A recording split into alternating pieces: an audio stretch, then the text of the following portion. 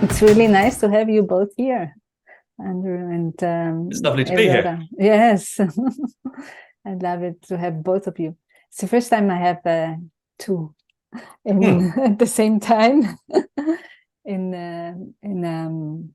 well, in a conversation, and the better, I think, because here it's for us to co-create, to really flow in the heart, through the heart. And you both know a lot about that because you also have a business that is related to the heart. So would you like to share a little bit about Heart in Business? Yeah, I can kick off. We created it in a supermarket that we used to own because I certainly saw that the way leadership was taking place was very male dominated, very action orientated, very money orientated. And we wanted to come up with something different. So we used the supermarket in London to experiment with a heart-centered way of running a business. And that evolved over a number of years. We then started to try it out with other people. Eventually sold the supermarket because that we needed to do that to focus on this. And what it's about, I mean, it is about opening your heart, and it's about helping people to be more authentically themselves. Because we all closed down through childhood, school days, early jobs. We get messages from the world that this isn't okay, that isn't okay. Jeannette, it's not okay to be like that. Eudora, don't be like that. Big boys don't cry. Girls, you should be happy. All these messages we pick up. So we close down lots of ourselves. So our work is about that. And I think one of the biggest insights we got in our supermarket, which was our purpose was we are the community supermarket that really cares about people and planet. And what we found was to actually implement that, you need to have a set of values, which is, fairly universal. But the thing most people miss is I've got a purpose, got values, is the habits to deliver it. And that was the biggest insight from our experiment, looking back. And habits are really, really hard to create. It's really hard to get rid of bad habits, and it's really hard to create new habits. Yes. And I think the last thing I'll say before I'll encourage Eudora to give her perspective is our biggest achievement as that in that supermarket, having applied all of this, was we were the first supermarket in the world to introduce plastic. We had 1,800 initially, and then 2,600 plastic-free products across every category in the store, which we did in 10 weeks. And we had great results with our customers. Sales went up, our loyalty went up. But most of all, the former CEO of Tesco, the biggest retailer in the UK, one of the biggest in the world, said, we changed the relationship between supermarkets and plastic globally with one shop in North London. And we did that because we showed them that what they were, all this thing they were doing, well, we're doing this and we're thinking about that and so on. No, we've just done it. And we could do that because we had the habits in place to really, and we had people being more authentic. And when you are more authentic and when you have the right habits in place, you can really innovate and you can be creative. So, yeah. Yes, it's when you allow people to really be who they are, because at the end, as we were saying, when we at school or education, we are always told to do certain things, to be a certain way, not to show up as who we are because it's not appropriate. No, so we really start hiding ourselves and start getting insecure of really sharing what you feel in the heart, because it's not the usual, it's not the norm. So it's really nice to hear that it's the allowance for people to trust, to be okay, to open up and be themselves, because through that, then everyone starts understanding their uniqueness, understanding that it's be love and to share love and to appreciate and to give gratitude and to tell someone how nice you're today because you just feel it. It's nice. It changes the whole environment. So it's and I always say it's, for me, habits. It's really habits come from the exploration, experiencing, and the practicing until you have the habit and you unlearned patterns. No? So it's yeah, I would agree. I've just been running or I'm in the process of running a leadership program where we've gone really deep into habits. And I think the first question is, why do you want to have those habits?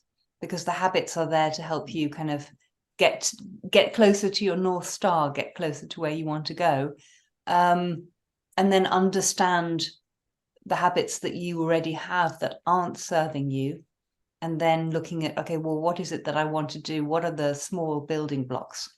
And it isn't easy.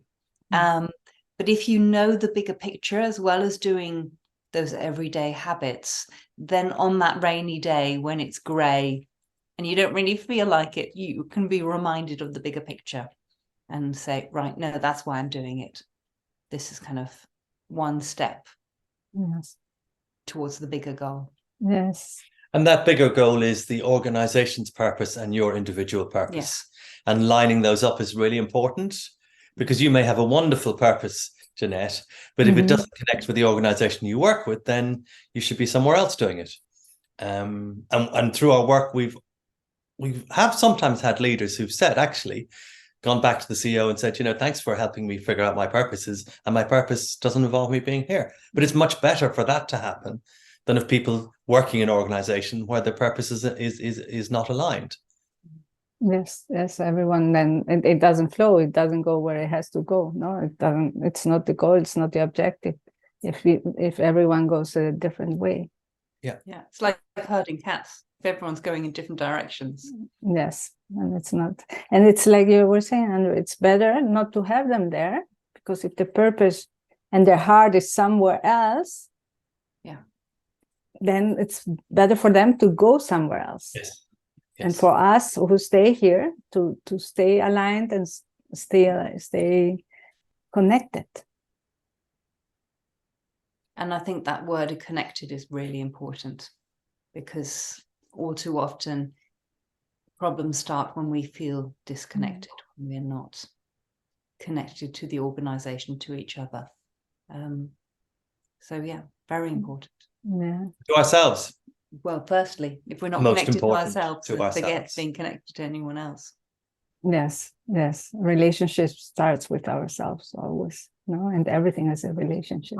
Relationship with work, relationship with colleagues, relationship with whoever, but we first have to have our relationship with ourselves and the connection with ourselves. And Eudora, you were saying about leadership, and one of the habits I've been reading, it's self-leadership. And also, I guess, like we're saying now, self-leadership is part of the relationship with myself. So how do you create that habit? How do you generate in a person self-leadership? I see it as looking at the whole picture. So not just how you show up at work, but how you're showing up at home and with your friends, with your family, and so on. And I think the first question, and in fact, the question I ask myself every time I do something or don't do something is, who do I want to be? And if I look back at this situation, how do I want to have shown up? And that will often, when I don't really want to do something, it's kind of like, no, actually, if I don't do this, I'll later look back and go, it's like, well, who do you want to be, and how do you want to show up? Always having that marker, that reminder. Okay, I'm wanting to. This is where I'm striving towards, and I think that sort of, for me, helps me with my sort of self-leadership. To keep asking that question. I don't know how you do. Yeah, and I think in the supermarket, what we did, this is a really big thing, because food retail is hierarchical, it's command and control, it's I'm the boss, I know what I'm doing, I'm in the head office, you guys just do that. So we were turning that completely upside down. And actually it was the team, the lead, what became the self-leadership team, but the senior people in the business who chose self-leadership. So we have a model which measures human potential. There are various dimensions. And when we all got together to look at that, the room was asked, there was about 16 people. So there was the most senior, there was about 80 people worked in the supermarket. So the most senior managers and supervisors were all together. And there was a number of dimensions that we looked at, things like customer orientation, getting things done. And they were asked, trustworthiness. They were asked where they, as a group of individuals, would most like to develop. And I'd committed to the guy I was facilitating that I'd keep quiet, because I would have said inventiveness, because that's the sort of person I am. And there was silence for like ages, but it was probably only 10 or 15 seconds. And then simultaneously 4 people said self-leadership. So it wasn't that one person said and everybody else followed. And from that, it was, okay, so what does that look like? How do we do that? We developed another habit which is connected to delivery. So self-leadership was more about the purpose and the values. So it's not, self-leadership is not a habit as such. It's a way of being. And one of the habits we developed was being on the pitch. And that looked like, and there's a quote in the book, we talk about our deli in the supermarket. And the deli manager could say to us, well, you know, sales aren't so great, but what can you do? You know, the competition up the road's open over dairy, and Mary and Jane aren't really very good at her jobs. So, you know, what can I do? Or the same guy could say, yeah, I know my sales are down. I really don't know what's going on. Yes, we have the supermarket up the road, but I really love anybody's input, anybody's thoughts, because we need to fix this. You can tell the difference in the energy between those. Yes. And because we had a habit of self-leadership, we could say to people in a sort of slightly, you know, joking but serious way, are you on the pitch or are you in the stands there, Eudora? And this is something, I don't know if you know Brené Brown. She talks about this very much, and she uses a quote from Theodore Roosevelt, who talks very much about being on the pitch rather than in the stands, and how he takes it a step further, which is that actually he only is open to receive feedback from people who are on the pitch rather than in the stands, because you're actually there taking part. And I think that's quite an interesting way of seeing the world. Sort of, if you want feedback or if you accept, you know, it's very easy to criticize from the stands, you know, to lob in your 2 pence worth. But actually being there on the pitch, that's where the difference can be made. Yep. And as we broke it down, the other habit we developed for self-leadership was active listening, because it's really easy. So the old way of doing it was someone would come to their boss, they might come to me, they might come to the store. What we had, the original store manager, although we changed it, we had 2 co-leaders eventually, both of which were women. But the active listening meant, you know, you would come, so Jeannette, you would come say, look, you know, what do I do about this? The old way of doing it, well, what you do is A, B, B, C, C. So the active listening means, well, okay, so let's take some time here. So Jeannette, tell me what the problem is and what do you think you should do about it? Because actually, if you're running the fruit and veg department, you're much more likely to know what to do than I am or anybody else, frankly. But I have to give you the space to work it through. And I remember when one of the co-leaders, when the original store manager retired, and one of the co-leaders, I said, how did she feel about the whole situation? She said, well, you know, I'm used to checking in with Jim about things. So what are you going to do when Jim's not here? Well, I sort of know the answer, but I'm just using it as a safety net. So, yeah, so we start to see how there's 2 habits, for example, that support self-leadership. And the process you need to go through is saying, okay, where do you want to get to? Now, how do we break down the habits that were needed to deliver that? And once you've got the habits, so then how do you develop the habit of being on the pitch? And you break that down. So what are the barriers to being on the pitch? What are the things we can do differently? And how are we going to do them differently? So it's not like just saying, oh yeah, we're going to be on the pitch, and right up in the ball, we're going to be on the pitch, and everybody's on the pitch. No.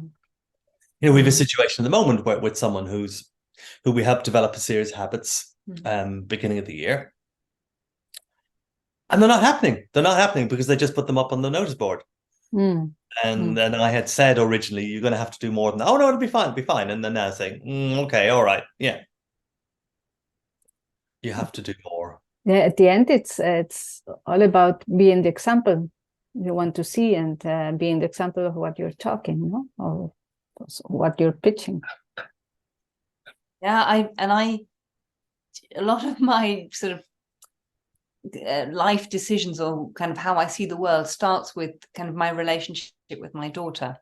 And I remember, she's now 14, so she's got a lot to say for herself. And she says that, with parenting, it's very much kind of what the parents actually do, that, that leading by example, as you said, that form the child. So it's all very well to say something, but if you're not doing it yourself, well, why would the child do it? Whereas if the child sees you do it, they will do it themselves. When she said that to me, I just thought, wow, she's 14, and it's kind of like a wake up, like, okay, right, I better make sure that actually, that, how I would like her to show up in the world, that I'm actually doing it myself. So if I want her to be polite and say thank you to people, am I doing that myself? And so it's kind of a good reminder that actually, yes, and it applies everywhere, no? Also, it certainly does. Yeah, that's also self-leadership, and it's part of the pitch. Yes. And we in all businesses, leaders need, if you want to deliver a purpose, a set of values, a set of habits, the leadership team are the people who have to model that. There's a lovely quote in our book from Dave Lewis, who used to run Tesco. Again, he's interviewed, and he said, when you can't, there's a couple of things he said. First is, you can't talk yourself out of something you've behaved yourself into, which I think is wonderful. And also, people get confused when the words and the music don't add up. Tesco got themselves into really deep financial trouble, and the Serious Fraud Squad were called in 2016.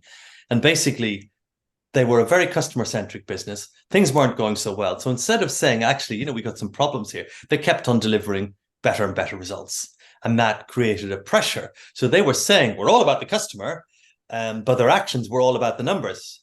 So how can you get, Eudora, how can you need to get more profit in this month because we've got to hit this profit target. And they didn't add up.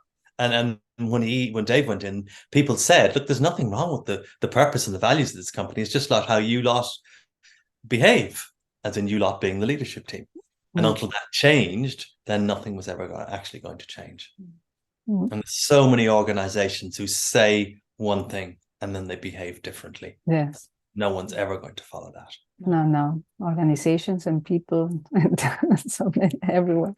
Organizations are made up of people at the end. Yes.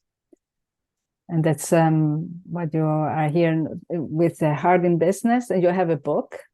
Yes. No, that you just released. Yes, it's called Putting the Heart Back into Business. And I should be able to. It's just over there. I'm just going to grab it over, because I should have had it sitting beside me. But it basically shows what we do and gives examples of organizations that we've worked with, where we've kind of, Nice. Thank you. Yes. And there's Eudora interviewed a lot of the people in the supermarket who told their journeys about their experience. And the thing that struck me most about those interviews, which are really they're really powerful. They're really powerful. And Eudora's really good at getting people to really properly speak. Is what people talked about, the impact it had on them personally and their families and their communities. Because we are not this split person. There's the Andrew who goes to work and there's the Andrew who's at home. No, there's only one Andrew. And I think many people in organizations try to split you. And people only bring a certain amount of themselves to work. And what happened most in Thornton's budgets than anything else was people showed up with all of themselves to work.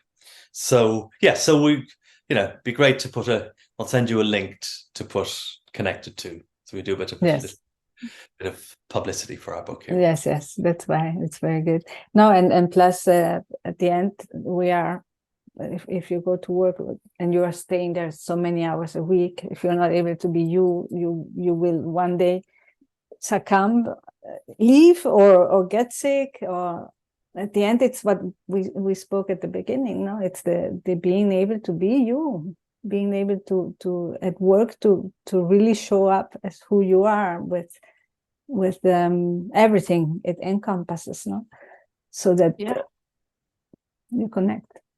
Yeah, and there's the other side as well, which is you know, if you are a company and you have, I don't know, 80 members of staff working for you, a team of 80, I think people forget it's not just those 80 that you've got in your organization, but each one of them comes from a family or from, other people, and the way you are with them in the organization also impacts all those families.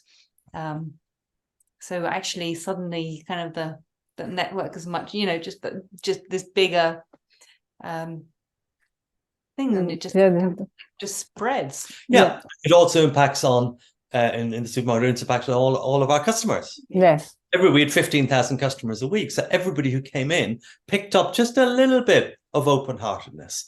And we know that everybody who came in left a little bit more open-hearted.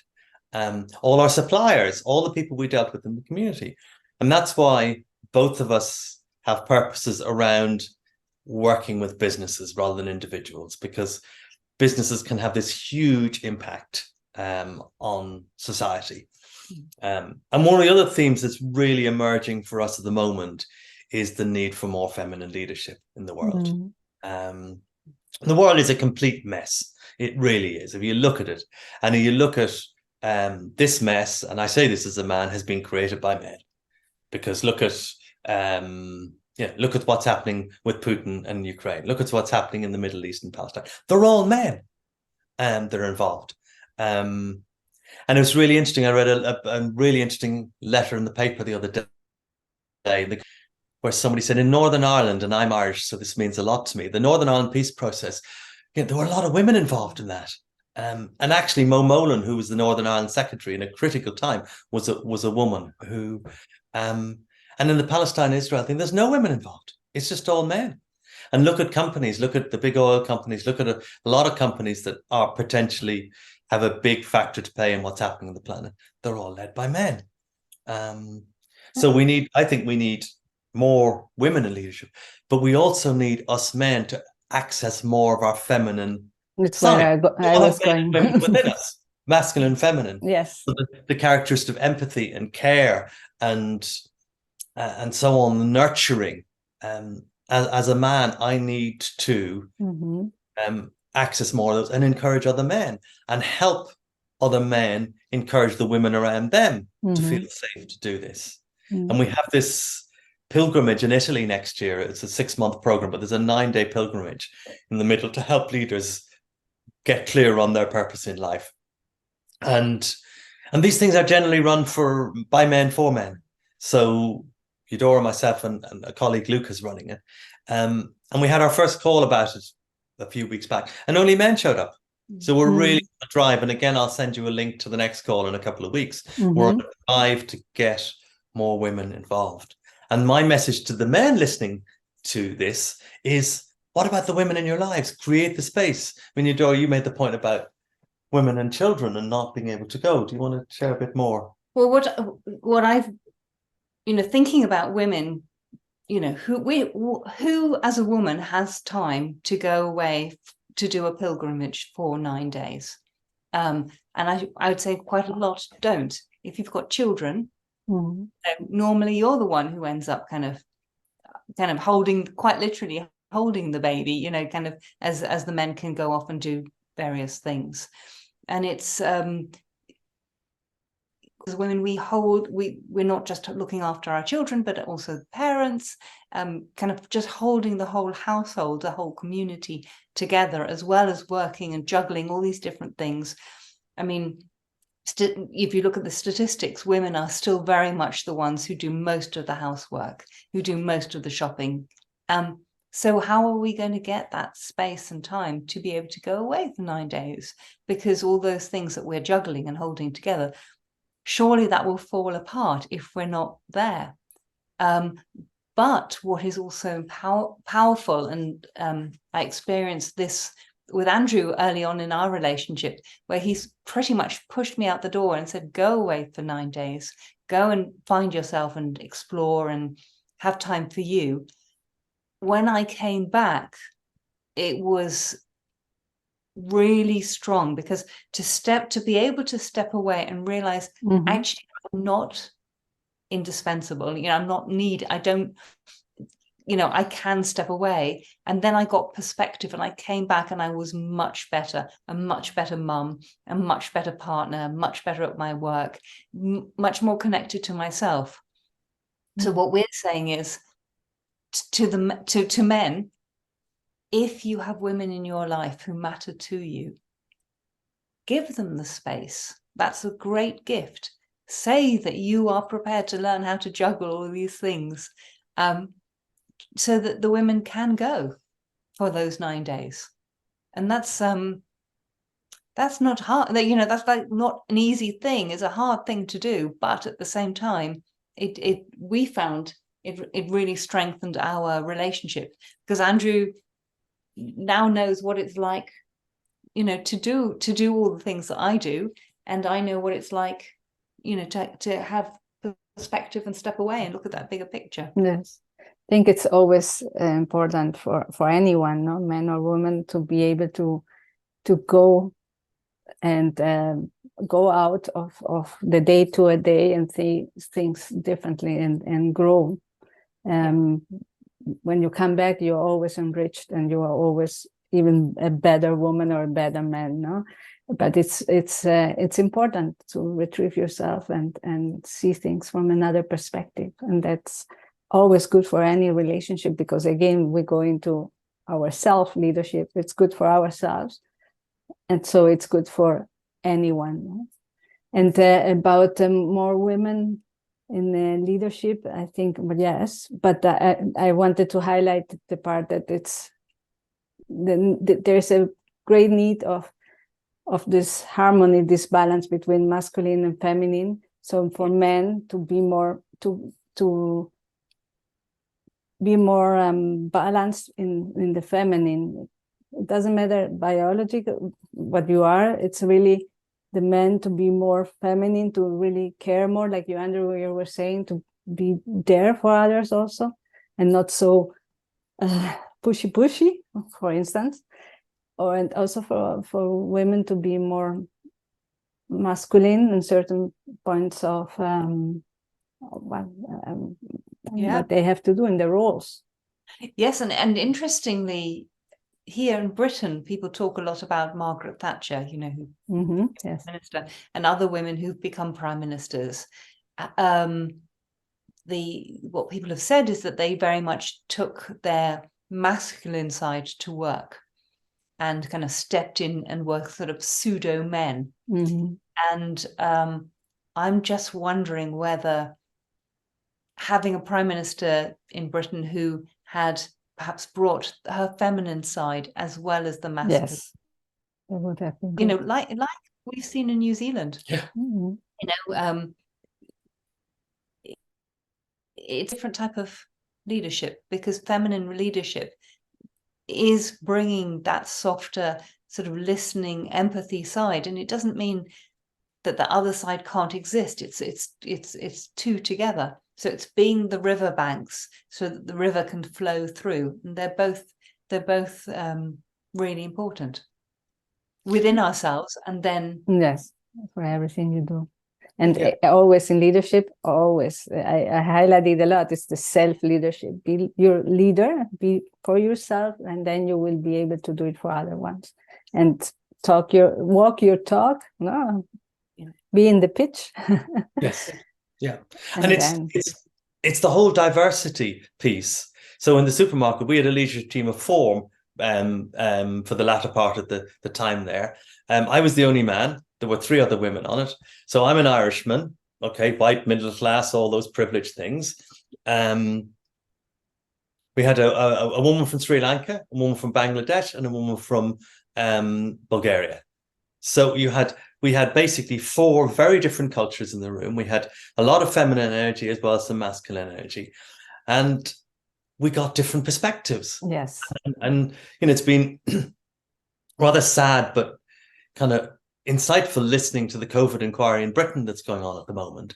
And basically, they wanted white, privileged, middle-class men making all the decisions. And apparently, there was one point when they made decisions to keep football games open, but childcare in schools closed. And the point was made that none of the men who ever went to football matches they would go in corporate hospitality in boxes. They were never on trains or tubes or crowded into the sort of stadium. And there's a complete lack of diversity of any description there. So really bad decisions were made. Well, actually, no, not just bad decisions. People died. Yeah. I mean, that's what we can't forget. That actually, the whole thing about leadership and how you lead and how you step up. It's not just like for fun. No. People die if you don't do a good job. It's serious. Right? Yeah, that's absolutely. And COVID, that was a very strong example. Yeah, and during COVID, we were a supermarket, so and I had some health issues, so I was actually largely out of the picture during COVID, and the team was extraordinary how they coped and all these different perspectives meant. And at one point, we had 5 of the 8 most senior people in the business were home self-isolating because they were unwell. Yeah. Because this is before testing and everything. But when somebody was out of the picture, somebody else stepped in. Yeah. It was such a diverse melting pot that you don't have this thing where you've all come from the same background with the same experiences, and therefore you end up making decisions they're not good decisions. Yeah, here we go back into the connection. Yeah. So no matter if someone is not there, the team, and then there's connection. So it doesn't matter because you, and there's self-leadership again, because you are there and you know what to do and what someone else would have done, and you just stay there for the other one. Yeah. And you're not just doing a job because you've been told to do that. You actually use your intelligence. You use your making decisions. You can make the decisions yourself, so you use your own initiative. And that's very much what we've seen with this work, that people then actually do use their own initiative and own it and grow it. And the supermarket, the people working there were very clear that they wouldn't have been able to get through COVID the way they did if they hadn't done this self-leadership work beforehand, because they saw each other and it was very much, okay, as a family, right, how are we all going to fit together and make the right decision for the family, for the bigger, still kind of giving value and time for the individual within the family. And in the early part of COVID, when everybody was going mad, we had a point of time where we had 40% of the team were off at home self-isolating. So call it half the workforce are not there, and our sales doubled because of everybody. And still you went in, and I feel a shiver up my spine when I say you went in there and the shelves were full. And I remember going to a big supermarket nearby, very early days, and having meters and meters of empty shelves. We never had empty shelves. We had all the products that we needed to get. And that's because of the way people were. And people really cared. And they knew this is really important. And we set up a telephone-based home delivery service for elderly people, and we set it up within 12 hours instantly, and we got the message out there. Look, I mean, you couldn't set up an IT-based system in that period. We got the message to all the elderly customers, here's the phone number. If you can't get out, phone us and we'll get someone to bring it round. And then we found volunteers in the community. We said, look, we're too stretched keeping the product on the shelves. We need people to deliver this. And people in the community volunteered to come and collect the shopping, pick the shopping in the supermarket and bring it round to elderly people. And that was the community all in action. Very beautiful. Yes. It shows at the end this There's family everywhere, no? The shareholders are part of the family. Everything is part of the community of the supermarket. So everyone is there for everyone else. Yeah, and I know people talk a lot about the family disappearing, that people are more disconnected. But actually family is different. It doesn't have to be brothers and sisters and cousins. No, it's a wider thing, and community is family. Yeah, when there are values and when there are heart. And when we had visitors to the supermarket, they always said to me afterwards, people kept on talking about family. This is my family. Because it was. Yes. And as you said yourself, Jeannette, you spend quite a large part of your non-sleeping time at work. Mm-hmm. And if that's not fulfilling and connected and makes sense, then your whole life, it's hard for your whole life to be a real fulfilled. It's really hard to just go and do a job for 40 hours a week that you really felt dull and tedious and not connected and so on. But then have a really vibrant rest of life. It just doesn't really work like that. No. And when you look at the Gallup workplace studies, every time they do it, they find large chunks that only like 20% of people are fully engaged in their work. The rest are either partially disengaged or fully disengaged. And that's really frightening statistic, and explains why the world is in such a mess. Yes. At the end, it's also what learning patterns or unlearning patterns and everything. If you are all the time, so many hours at work, and you are not happy at work, you develop other habits that then you bring home. Yes. Because you are so many hours there, you're just going through things that you don't want, and so it's the other way around, no? You really you are learning things that are not good for you, and you bring them home. And in this way, when you are at work, you really are who you are. You unlearn and beliefs, you relearn patterns and beliefs and habits that go with you, and you positively impact everyone around you, at home, at work, everywhere you go. So it's very important. We talk about unhealthy resourcing. So if you are in the workplace, not happy, if you're put into situations that really don't work for you, all too often afterwards we'll go out and we'll want to, I'll just have a glass of wine, or I'll just, have a chocolate bar, or, another cigarette, or whatever the thing is. And then we get into that kind of vicious cycle of, okay, in order to kind of deal with, 40 hours a day at work that is so unpleasant, unhealthily resourcing, and then that leads to other problems. So you're absolutely right. There's a negative spiral then occurs. There's a great example in the supermarket of one of the team who said that she learned through all the work that we were doing. So she's a senior job in the supermarket, a mum of 3 kids, quite different, from about, 15 down to younger. And what she realized was to transition her from work to home. If she went and took 15 minutes, she came in the door, instead of straight into family stuff, she took 15 minutes for herself, doing something quiet herself. She then could transition, and she was much better with her kids. Rather than going straight in and carrying all the stresses of the day, she could just have a bit of moment, quiet time, and then she'd be really, really present for her kids. And that transformed both her family life, but also her working life. Yes. Because she felt less exhausted. Because it energized her, so she went into the next phase of her day with energy. So rather than coming back being tired after a long day of work, then being even more tired, and then going to work the next day more tired, and just going down and down and down. So you had these sort of boosts every time. But before that, she would have considered that to be selfish. Yes. I'm being selfish. I'm doing something for myself now, rather than getting on doing stuff. I say this having listened to Eudora and other women speak, but it's like caring for everybody, and what about me? And without self-care, then I can't be a good co-worker, parent, partner. Yeah.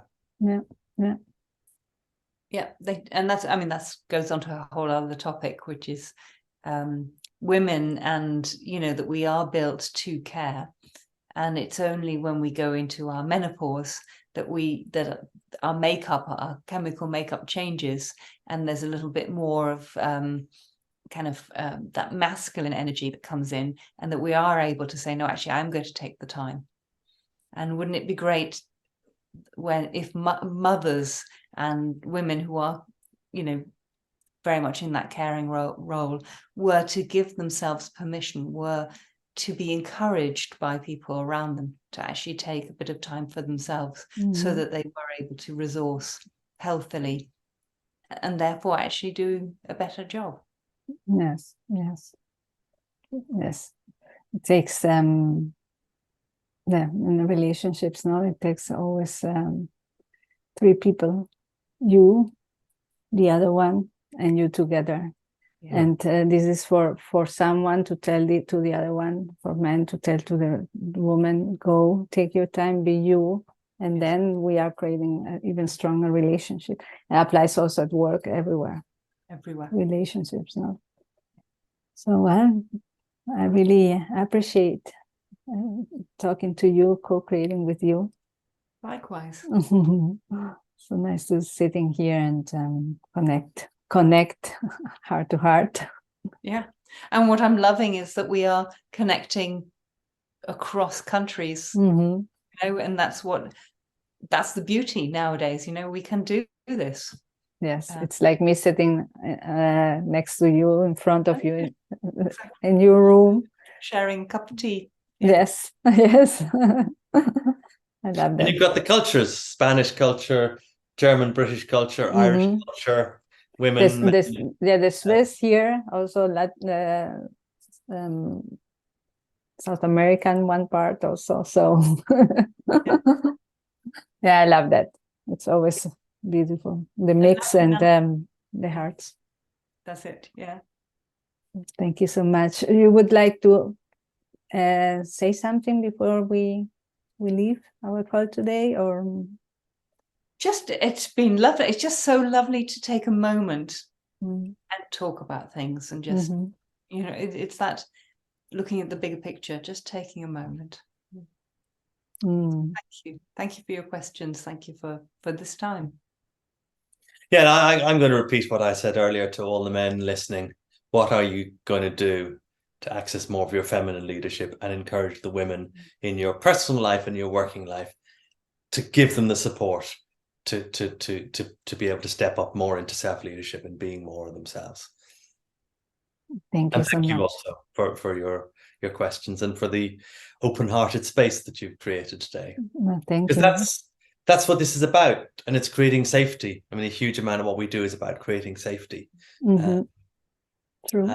And this sort of space is safe to share things in. That is absolutely critical. Yes, and I'm not able to be open-hearted, or I can, but I cannot connect with you guys if you are not open-hearted. So I feel you, and I'm deeply grateful. Thank you so much.